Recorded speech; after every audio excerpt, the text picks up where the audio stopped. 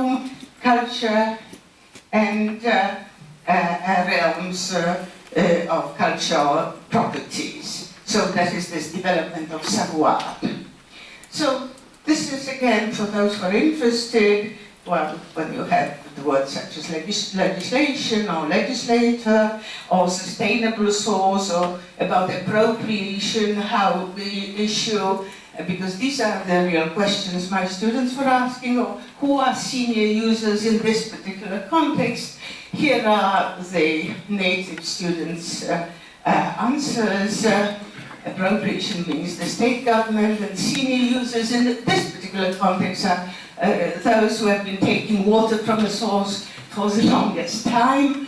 So it's not connected with age this time, so contextual meaning. But we look at monitor corpora, that is corpora that we collect at the University of Łódź, to see whether what students are explaining to my students would match what we find in the use of language. And here are parallel corpora, that is English, Polish, and Polish-English corpora, that's another example, and clustering of these different concepts, parallel corpus concordances, and collocation tables, long collocation tables, but also when we find some collocation that is not quite clear, like sus law. What is a sus law? People are saying, well, it's a suspected person law, simply, and there's this special type of law in England and Wales.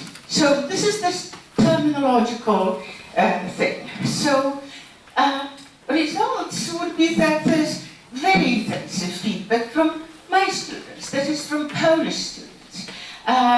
American students, although they are familiar with their field terminology, they answer not so intensively, but there are some merits in it, because they use, informal style that my students are not so well aware of. They are more concerned with meaning and about meaning in text reception. My students are more concerned with formal writing and grammar instruction, but they exert influence on disambiguation of American texts. Both American students' opinion and Polish students' opinion are quite positive. They learn to cooperate, they learn to develop more consideration towards people from other countries and from other cultures. There's also this interesting observation concerning face work. That is, face work in the sense of Goffman and Brown-Levinson, that is strategies that deal with social prestige and personal pride, threat and face saving. American students are less direct in their comments. Although the essay was not very good, we read, I think this was really a great beginning to your essay. But I'm still not 100% sure what the assignment was supposed to be on. So you see the strategy of face saving. Polish students are much less indirect. They are kind of more direct in the sense probably they don't know these face-saving strategies to that extent. My student is saying fuller instead of more full is more grammatical. But the native speaker responses, I'm not sure. I believe more full works well, but I can also see fuller working too. So Polish students take reference grammars as God's truth. Again, Polish students' opinion on American feedback and American students, they gained more sense of self-authorship and reassurance of their English. That's my students. They also acquired more sensitive face-saving strategies of the exchange. American students provided wider exposure to more varied style and registers, and also the colloquial type of language. But also I like this comment a lot from one of my students. It was nice to see that a native speaker enjoyed and appreciated my essay. Even though teachers' positive comments always made me feel better about my skills, it was especially great to hear such comments from a native speaker of English. But the other one is saying, I noticed that even native speakers make various mistakes. So I didn't feel like the pressure to be perfect all the time. Impact on their text, obviously. Style, register, syntactic uptake, but also metalinguistic awareness in their first language and in their English. So, self-reflection, metalinguistic awareness, both foreign and native, but also what Fred Durbin is calling protophilic competences, that is appreciation of diversity, that's the development of interculturality. The difference between study abroad periods is that there's more interculturality element developed. In telecollaboration, I found out, giving them various tests, that it's language that was put in first place, while intercultural element was at the background. But intercultural competences, Maragir was saying, cannot be fostered by teachers alone, without the support of parents and broader, in her case, Latvian society. So we can't forget political and social context. So there's further questions. Criticality, would it make them more tolerant or less tolerant? Appreciation of diversity, okay, but only as long as it doesn't too much interfere with their own cultural criteria. So should they relax the criteria in this development of intercultural identity? That's a question mark that needs further investigation.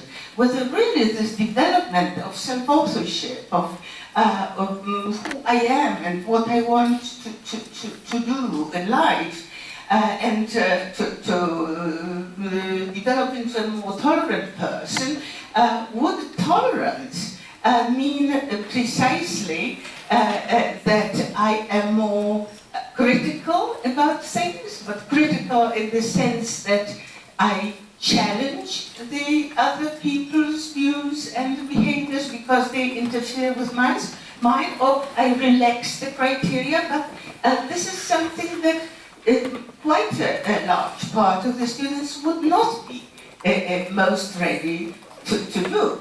That is to relax their own beliefs, judgments about a number of issues that surfaced both in their study abroad visits and in their discussions with American colleagues.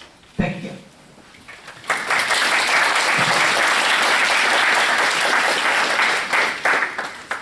Thank you very much, Professor Vandas. Now we have time for questions.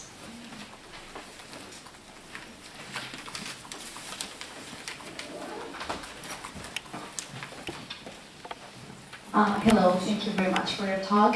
I was just curious about whether you have introduced or considered introducing some kind of self-correcting templates or some kind of methodology in which students don't provide each other with the actual correction, but rather give hints or clues so that then students can go to the corpora, thesaurus, etc. that you mentioned, and then self-correct the mistakes themselves.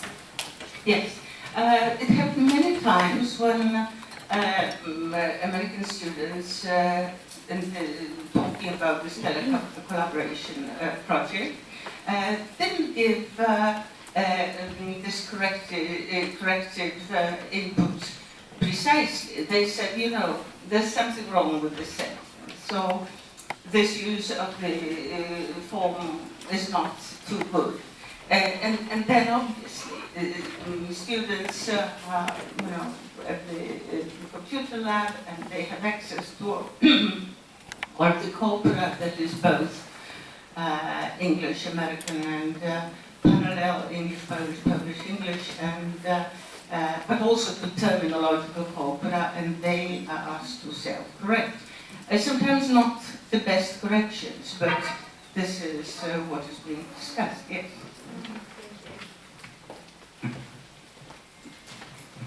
Any more questions or comments? I have a quick question. How did you measure self-authorship? So did you use a quantitative measure, or was it based on the answers that you got in the interview? I both asked them direct questions, but also read what they were writing about their like memoirs of their study abroad in the first case, but also comments on what they offered as their reflection on the usefulness of such. I gave them actually a questionnaire of 15 questions, but then on the on top of that, I asked them to reflect freely. So both sources, yes. Thank you.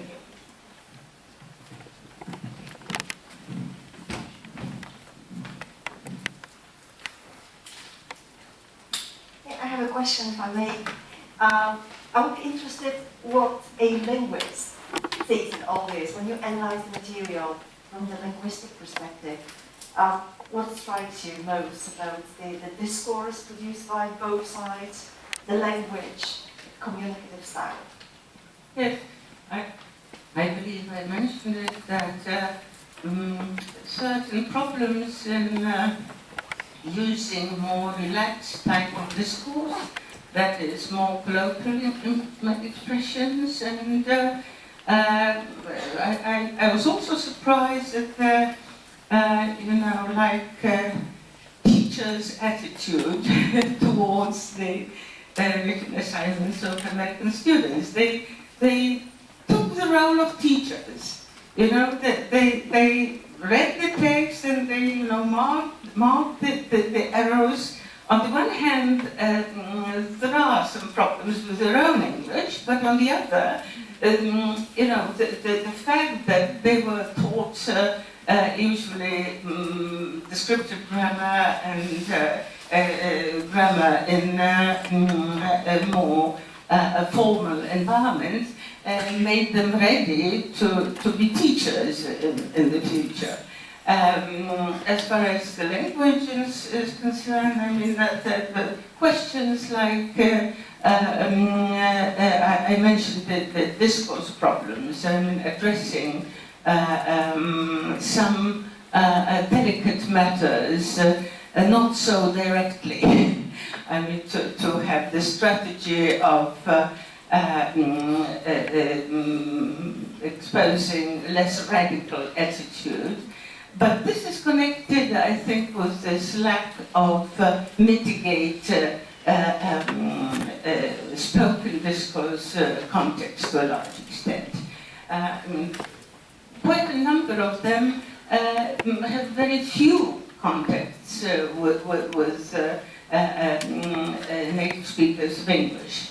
And they are mostly using English in classroom context. So probably they take their teachers as models. And teachers usually address students in a probably less indirect way. Thank you. Thank you very much.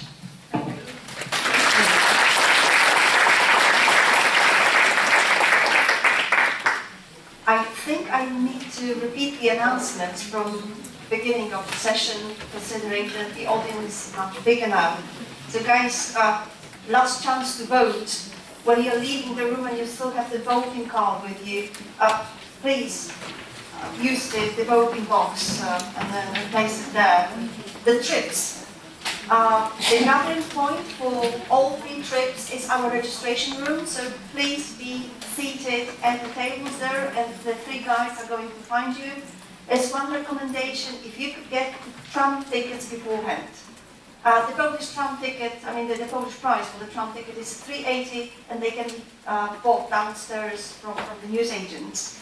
And finally, dinner, once again, if you expressed any dietary preferences, vegetarian, vegan, gluten-free, Eva will be waiting for you at the door to the restaurant and will be handing special tickets. Please place the ticket next to your plate so that the waiter knows that you are one of the special cases.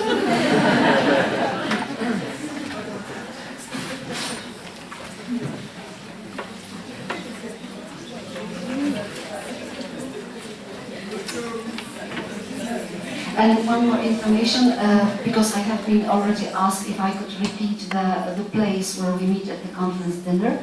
This is Widok, V-I-D-O-K, restaurant. It's right the opposite to the Double Castle, if you know where that is. I have already sent you the map of the restaurant, so you should have no problem to get there. If you are in the market square in the afternoon, so it is within the walking distance. And one more announcement, if I may ask, okay?